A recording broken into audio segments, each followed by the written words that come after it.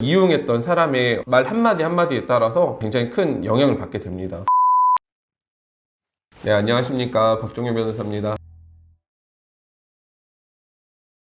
요즘은 광고 시장이 굉장히 치열하고 특히 물건을 구매하는 데 있어서 굉장히 중요한 역할을 하게 돼요. 배달 어플을 통해서 음식을 주문하게 되면 그 이후에 후기를 좀 작성할 수 있는데 이 후기들과 관련된 내용을 좀 말씀드려 보려고 합니다. 인터넷에서도 굉장히 크게 이슈가 됐었던 사건들이 몇 가지가 있었죠. 인터넷 보면서 저도 좀 놀라웠던 것이 치킨을 한 마리 주문하면서 요청사항에 7명이서 먹을 거니까 양을 많이 주세요라고 했던 내용, 그 다음에 중국집에 음식 배달하면서 아이 생일이니까 볶음밥 양을 많이 달라, 근데 실제 그렇게 안 줬더니 굉장히 안 좋게 후기를 작성했던 사건들이 좀 이슈화가 많이 됐었습니다. 아마 유사한 사건들은 포털 사이트 등에서도 쉽게 찾아볼 수 있는데요, 이러한 후기를 작성하는 것들이 업주들 입장에서는 굉장히 큰 타격으로 사실 이어지게 돼요. 더군다나 후기라고 하는 것이 실제 이용자가 작성한 글이다 보니까 쉽게 말하면 나쁜 후기 하나를 지우기 위해서는 필요한 작업들은 굉장히 많은 작업들이 필요하게 됩니다. 이러한 후기로 인해서 업주들은 큰 피해를 입을 수 있는 반면, 사실 이용자 입장에서는 본인이 음식을 주문하고 내지는 다른 물건을 구입하고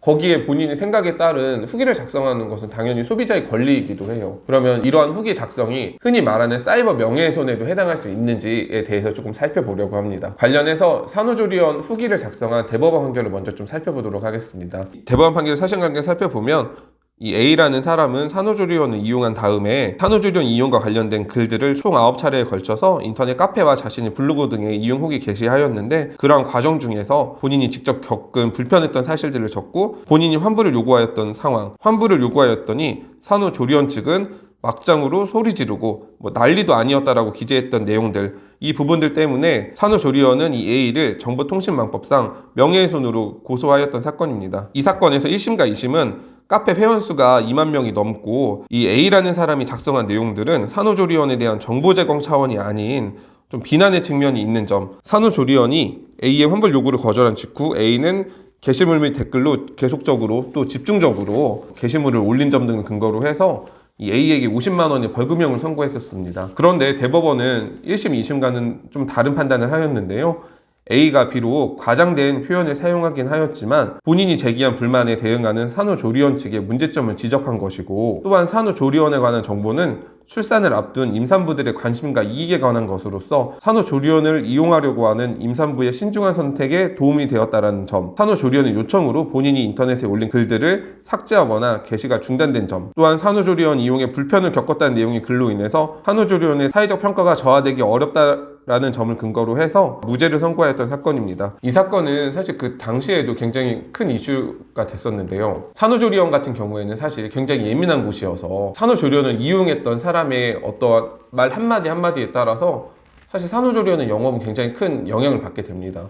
더군다나 이 A라고 한 사람이 글을 작성한 횟수나 그 기간 등에 비추어 볼 때 산후조리원 입장에서는 굉장히 큰 어려움을 겪었을 거예요. 반면 이 A라는 사람이 게시한 글들은 본인이 경험에 의한 것이기 때문에 대법원은 그러한 점을 근거로 해서, 또한 A가 게시한 글들을 통해서 다른 많은 임산부들이 많은 정보를 얻을 수 있었다라는 점을 토대로 A라는 사람이 산후조리원을 비방하려는 목적이 아닌 어떠한 공공의 이익이라는 관점에서 A에게 무죄 판결을 내렸었던 것입니다. 자, 그러면 이 산후조리원과 관련된 대법원 판결에 의할 때 아까 말씀드렸던 배달 어플에 있었던 대부분의 후기들은 사실 문제가 되지 않을 것으로 보이기도 해요.